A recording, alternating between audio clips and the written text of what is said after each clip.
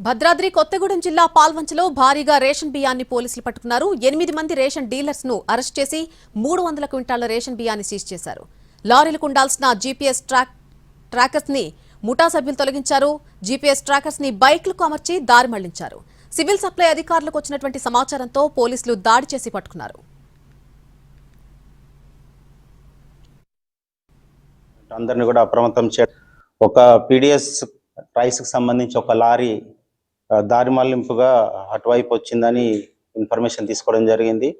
ఈ నేపథ్యంలో మేము మా సిబ్బందిని అంతా కూడా అలర్ట్ చేయడం జరిగింది. Task force and civil supplies సంబంధించి DM civil supplies, DCSO, DT enforcement అందరిని కూడా అప్రమత్తం చేయడం జరిగింది.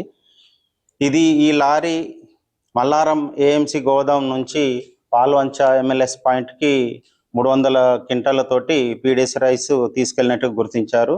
ఇవన్నీ కూడా మేము వాళ్ళ దగ్గర డీటెయిల్స్ తీసుకోవడం జరిగింది. హెప్పీ షాప్ డీలర్స్ రైస్ ఇవ్వకముందే ఇచ్చినట్టు కూడా డోర్ డెలివరీ చేసినట్టు కూడా